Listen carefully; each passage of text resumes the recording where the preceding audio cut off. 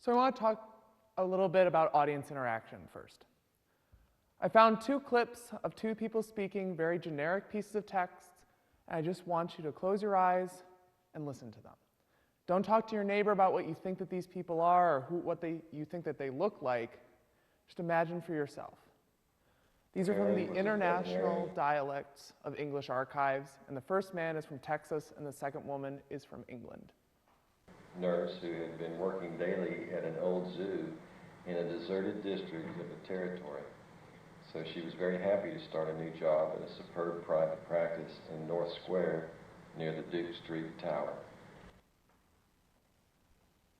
She was a veterinary nurse who had been working daily at an old zoo in a deserted district of the territory. So she was very happy to start a new job at a superb private practice in North Square near the Duke Street Tower. That area was much needed. All right. So now that you have an image, keep that image, and we'll talk about it a little later in the talk. So it's no secret that people are judged for the way they speak, and this has been happening for hundreds of years. And we can see major news articles in news stations like NPR and College Times that talk about this. So why is it such a big issue?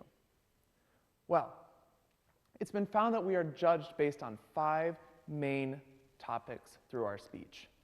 And those topics include socioeconomic status, trustability, approachability, sexual orientation, and education level. And this all has to do with the way we speak. So why is that? Well, growing up in Ann Arbor, I grew up in a gigantic university town, University of Michigan. I think that this has helped me and possibly hurt me having to do with speech judgment. It's helped me because I've grown up in a very accepting environment, in a very high education environment. And I think that's taught me to start accepting people for the way they speak. But I also feel like it's hurt me. Ann Arbor has been deemed one of the most educated cities in America. We are so educated thanks to the university and because of our social norms of being educated. That also leads us to believe that we are very smart in the way that we speak, and that anyone that speaks different than us is not as intelligent. And that's simply not true. A university in Alabama conducted a study where they asked its students, who has the most pleasant accent to listen to? Who has the most correct accent? The first people that they asked were people from Michigan. So as you can see, they were scored on a 1-to-10 ratio, and you can see California scores pretty much in the middle, Alabama pretty much scores in the middle, but there's one gigantic zit on the face of America, and that's Michigan. So why is this? Well, I don't really know why people from Michigan don't think we have an accent or don't think that we have a strong accent, but it's pretty obvious that people from around the country do. The same question was asked of the students in the university. California scoring pretty low, Alabama pretty much scoring pretty low, but also Michigan scores very low. So it's pretty obvious that we do have an accent. DC scoring the highest. Then, of course, they were asked who has the most pleasant accent to listen to. Of course, Alabama scores pretty high. So what does this do in everyday life? It has some serious ramifications. We can see this happening every day, but especially in the legal field. A few years ago, the Trayvon Martin case was a firestorm in social media. Trayvon Martin was a teenager shot and killed by George Zimmerman under the assumption that he had a gun and was going to hurt him. The prosecutor's key witness to the event was a woman named Rachel Gentile, who was on the phone with Trayvon Martin soon before he was shot. Her testimony was very powerful, but there was one gigantic problem.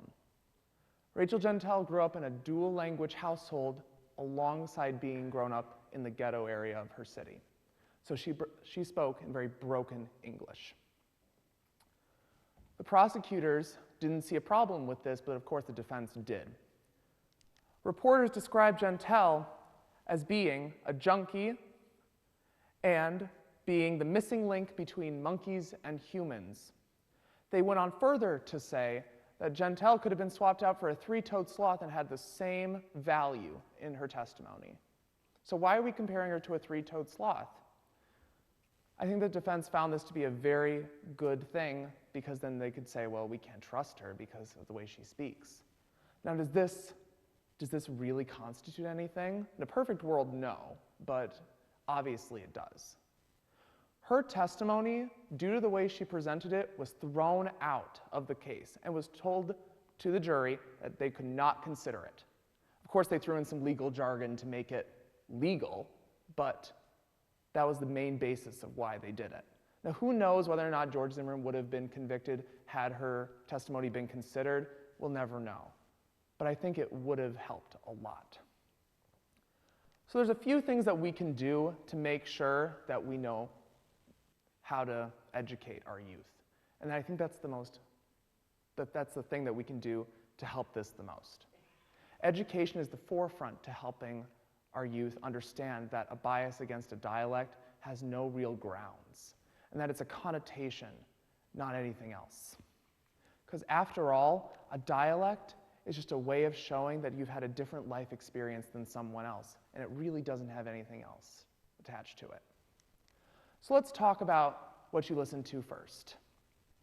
The man from Texas.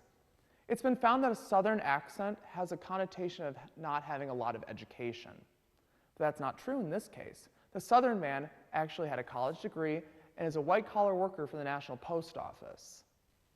The woman, however, from England, that has a connotation of having very high education standards, whereas the one from England did not get past elementary school or primary school. So why do we judge people like this? I don't know. But I think that we need to start thinking about the age-old phrase, to not judge a book by its cover. Because truly, if you do read what's inside, it's the same words no matter how they come out. Thank you.